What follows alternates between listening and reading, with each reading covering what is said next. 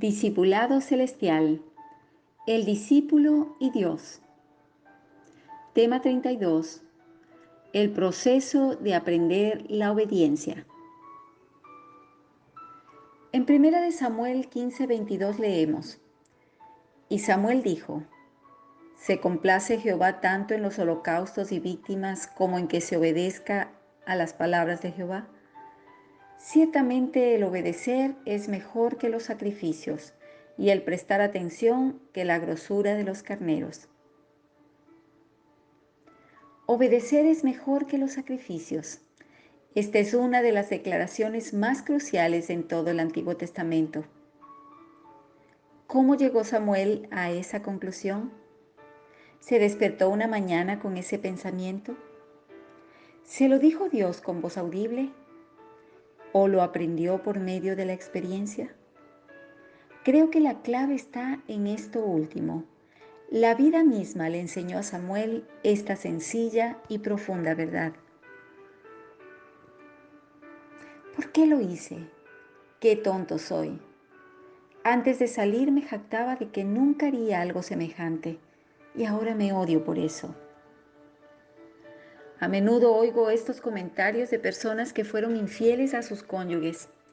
Quizás su fracaso no sea el nuestro, pero hemos cometido faltas igualmente importantes que nos causan muchos de los mismos sentimientos.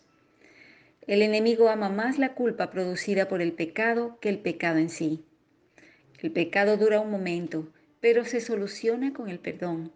Cristo murió por nuestros pecados. Sin embargo, para quienes no lo saben, la culpa y el daño resultante pueden durar toda la vida. Es muy claro lo que debemos hacer cuando pecamos.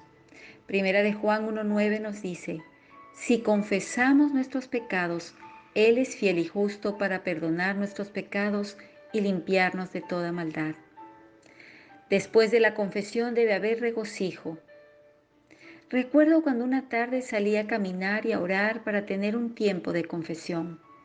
Sentí inmediatamente como si una mano se posara sobre mi hombro y una voz suave me susurrara: muy bien, ahora sigue adelante.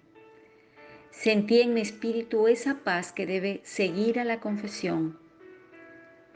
No obstante, el enemigo nos roba el gozo al susurrarnos: sí, Dios te ha perdonado, pero ¿no olvidas algo? Las consecuencias. Dios perdona, es cierto, pero sufrirás las consecuencias el resto de tu vida. El enemigo disfruta de señalar cualquier suceso en la vida del creyente a fin de usar la idea de las consecuencias para impedirle avanzar. La lógica de Satanás gana más y más terreno cuando pensamos cosas como: la ruptura del matrimonio es la consecuencia de no haber buscado a Dios lo suficiente durante el noviazgo, o prolongar el noviazgo sin casarse trajo como consecuencia el sexo prematrimonial. Satanás procura denigrar a Dios. Sabe que hemos visto la bondad del Señor en su perdón, pero quiere persuadirnos para que sigamos evitando a Dios a causa del temor a las consecuencias. Cuando el creyente sucumbe a este engaño, no hay gozo, sino únicamente la invitación al temor para que entre en la vida, mientras pasamos cada día esperando las consecuencias. ¿Cuándo llegarán? ¿Cuándo saldrán a la luz pública? ¿De qué manera elegirá Dios castigarme? La presión aumenta, la infelicidad crece, el deseo de escapar y escondernos de Dios es una constante. Permítame hacerle una pregunta. ¿Dónde está Jesús en todo esto? La confesión es dejar de ser nosotros el centro de atención para que lo sea Él. Lo que Satanás desea es asegurarse que nuestro yo siga teniendo toda nuestra atención. Debemos definir en nuestro corazón si Dios nos perdona o no. Cada vez que nuestros hijos nos piden perdón, hacemos todo lo posible por evitarles las consecuencias. La confesión de su debilidad e insensatez hace que pongamos todos nuestros recursos para ayudarlos. ¿Y qué haría Dios? ¿No haría lo mismo, aunque en mayor medida y mucho mejor? Cuando confesamos, Dios comienza a reducir el impacto de las consecuencias al hacer que todas las cosas nos ayuden para bien.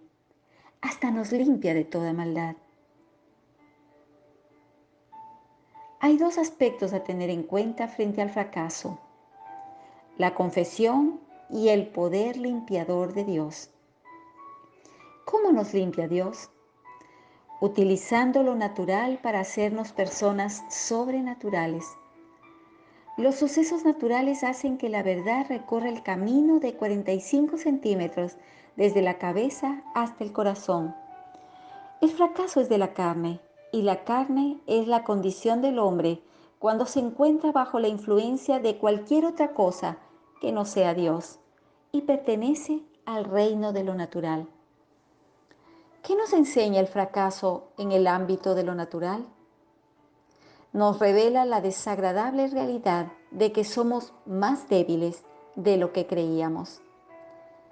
Esto es desagradable solo porque somos orgullosos.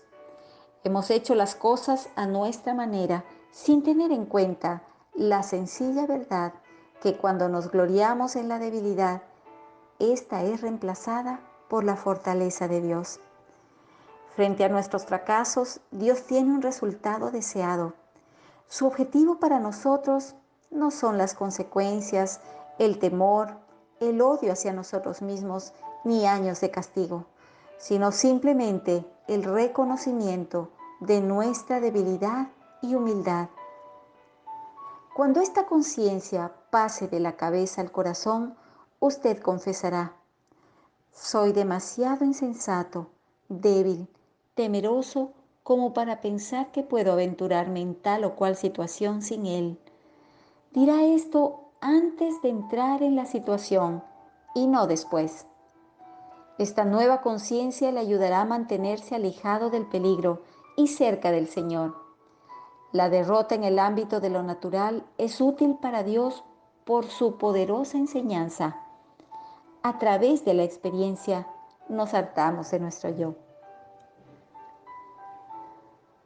Proverbios 14:14 dice: de sus caminos será hastiado el necio de corazón, pero el hombre de bien estará contento con el suyo. Nuestro fracaso nos hace temer a Dios y, en consecuencia, dormir mejor. Proverbios 19:23 en la Nueva Versión Internacional nos enseña: el temor del Señor conduce a la vida, da un sueño tranquilo y evita los problemas.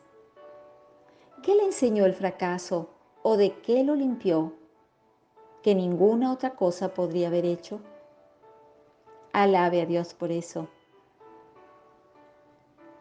Si usted fracasó en algo que lo hizo ocultarse y esperar las consecuencias, permítame decirle lo siguiente: levántese. Esa autoflagelación no proviene de Dios. Aceptar el perdón es mucho más fácil que aceptar la limpieza. Sin embargo, no se los debe separar. Usted no debe recibir lo uno sin lo otro. Mateo 9, 5 y 6 dice: porque, ¿qué es más fácil decir: los pecados te son perdonados, o decir: levántate y anda? Pues para que sepáis que el Hijo del Hombre tiene potestad en la tierra para perdonar pecados, dice entonces al paralítico: levántate, toma tu cama y vete a tu casa. Este hombre al cual Jesús ministró fue perdonado, y donde debía ir a partir de allí quedó ilustrado por el hecho de ponerse de pie y caminar, lógicamente, hacia adelante. Dios soluciona el problema del perdón y las consecuencias al mismo tiempo. No necesitamos perder más tiempo escuchando al enemigo. Finalmente, usted comprenderá que ha sido juzgado por la ley de la libertad de Dios. Permita que su corazón se llene con las palabras libertad y misericordia. Santiago 2, 12 y 13 dice: así hablad y así haced, como los que habéis de ser juzgados por la ley de la libertad, porque juicio sin misericordia se hará con aquel que no hiciere misericordia, y la misericordia triunfa sobre el juicio.